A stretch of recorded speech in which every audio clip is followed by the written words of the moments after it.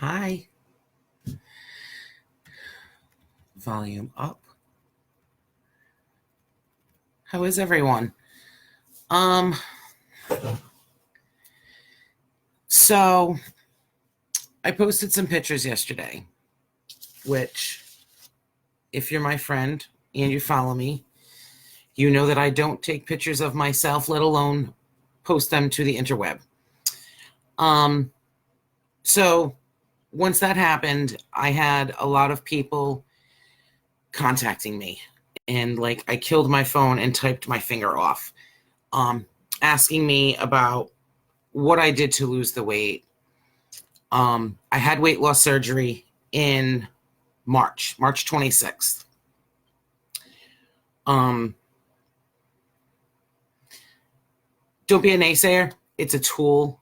It's really not an easy thing to do. It is a miracle of sorts, but it doesn't negate the work that you need to do. So I decided to do a video and just talk about some of the things that people asked me. And I know that there's people out there who probably have questions and were too shy to ask. So I made some notes. Let's find my paper. This isn't the paper. This is the paper. Okay. No, that's prepositional phrases. Sorry, hold on. Where's my page? Here it is. Okay. These are my notes. Okay, so, also, if anybody, not that anybody's watching now, but if anybody wants to try to PM me or put any questions in the comments while I'm doing the video, of course, I'll answer them for you the best I can. This video doesn't take the place of proper medical and psychological advice. This is just one person's experience. And I know there's a ton of videos out there. There's a ton of information out there, but you guys know me. Hi. You guys know me, so you know that it's going to be no bullshit. I don't candy coat, not Willy Wonka. I'm going to tell it like it is. So if anybody has any questions, ask me. For most people, if you don't have any other really big issues, hey, bestie, do it. If you're thinking about it, you're obviously in a place in your life where other things aren't working. You're probably out of options for one reason or another. Do it. Just do it. I'll get into how awesome it is and how happy you'll be. Okay, the first thing I want to talk about is how a lot of people get to the point where weight loss surgery is the option for them. Can you hear me okay? For me personally, once I had my beautiful daughter, Sophia, you know, they say daughters take your beauty. Yeah, well, she did a doozy on me. Once I had Sophia, I had also just opened the Sage Cauldron, and I was sitting on my ass all day. I would get up and help customers. It was an 800 square foot shop. I didn't have a lot of walking to do. Good, thank you. And pizza place is 2 buildings down. So what did I eat 3 times a week? Cheesy bread with bacon, yes. And when I didn't eat that, I ate the chicken parm with the pasta. And then I proceeded to sit on my ass. That's what put the weight on me. This was 10 years ago. I've had chronic back problems for 20 years. So that kind of, I couldn't stand long enough to wash dishes. So going for walks, working out, all of this stuff. Yeah, I know, yum, right? Deliciousness. So like walking, working out, all of these things, just, it wasn't for me. I always did my best to stretch and do all this stuff, and my back hurt so bad. The pain turned me into a different person. Every moment I was awake, I was in agony. And if you think I'm a bitch now, oh my God, you should have known me then. My poor family, they should be sainted, every one of them.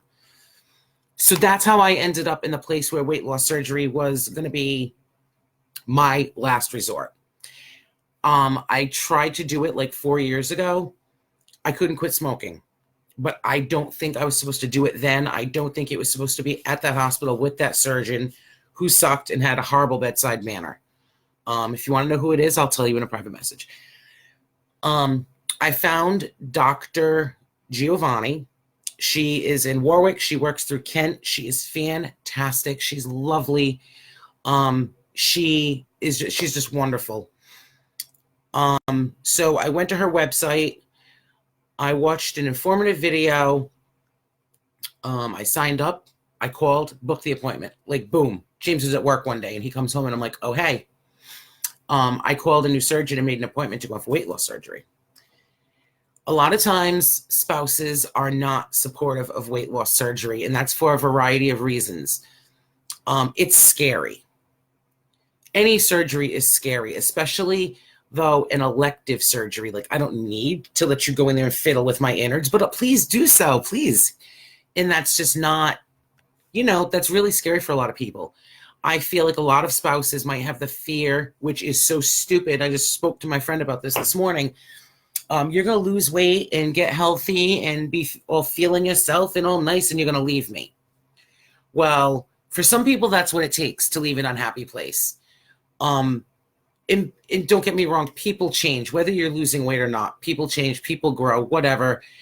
But to say, I'm not going to have weight loss surgery because my spouse doesn't want me to, well, that's not the spouse for you in the first friggin' place. Because this is not only about losing weight, it's about getting healthier, getting off diabetes medications, getting off blood pressure medications. Your muscles feel better. Your joints won't ache. Your knees will agree with you again. It's about all of these things. And if your significant other doesn't want these things for you by any means possible, then fuck them. I'm sorry. It's about, like, I felt bad that I watched this video and signed up and called to meet this appointment without speaking to my husband first.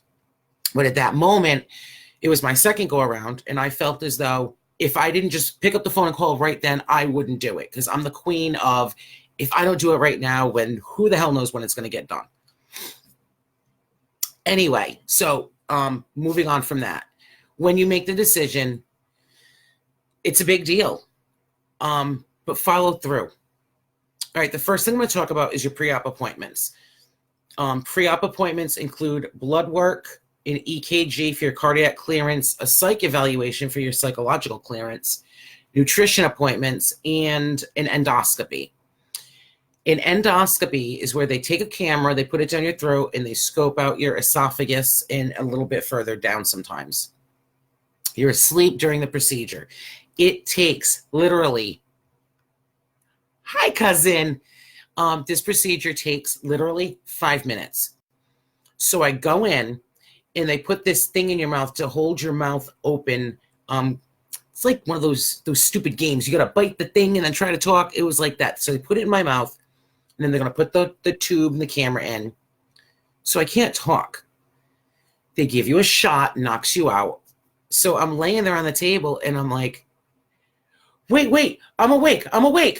Well, yes, clearly I was awake because I could speak. The thing was out of my mouth. I'm like, don't do it yet. I'm awake. And they're like, Angela, we're done. I mean, it's that fast. And when they went in, for me particularly, they saw a polyp on my vocal cords, which is why I'm sounding so manly the last couple of years, which isn't a big deal, which I do have yet to get resolved. But if I don't do it now, who knows? But I'll get to it. But anyway, so, and then you do your psych evaluation, which just kind of, it's not like we're all a little fucked up. It's not about that. It's about making sure that you have a good support system, that you're doing this surgery for the right reasons, that you understand that life changes come with this. Like I said before, it's not a quick fix. It's not a way out. It's a tool for people like me that weren't able to exercise the way they wanted to because of physical limitations or whatever it is. So that's really what the psych eval is about. It's like half an hour. It's easy. Your EKG, you go in, hook you up, get the readout. Okay, you're done. You're good. The doctor comes in, looks at it. If you have issues, you deal with them. If you don't, you're good. You see a nutritionist. You go once a month for 4 months. They talk about portion control and, the changes that you'll need to make post-operatively. They talk about your Fitbits and all of these things and getting your steps in and tracking your water intake, blah, blah, blah. They're really, really helpful. I went to see a woman named Kathy. She's at Health Tracks. She works with Care New England. She's fantastic. She got into the fitness tracker app with me so she could see what I was eating, because at the end you have to make a list. You have to write what you're eating every day. There is a pre-op diet. The more weight you have to lose, the more serious your diet is going to be. This is because you need to shrink your liver before surgery, because it gets in the way of what the surgeon's doing if it's too fatty. And plus, a fatty liver is no good for you anyway. So that's the reason for the pre-op diet. They need it to physically shrink down a bit. You have to quit smoking. You have to, on a blood test, you have to test clean for nicotine or they will not schedule you. I used a vape with no nicotine. It was a rough week in the beginning, but the more I used the vape and the less I smoked, the better it got. And I was like calling, checking for the results of that nicotine test. And as soon as they told me I was clean, I freaking lit up. And smoking is bad and we shouldn't do it, but I don't cheat on my husband. I don't go out partying. I don't do drugs. Let me have my freaking cigarettes for now. Let's see, what else? Okay, so post-op, the biggest deal is, no, not the biggest deal, but pain after surgery. It isn't terrible. The thing that hurts the most is your incisions, which are small. I was thinking about showing them. I'll show you one.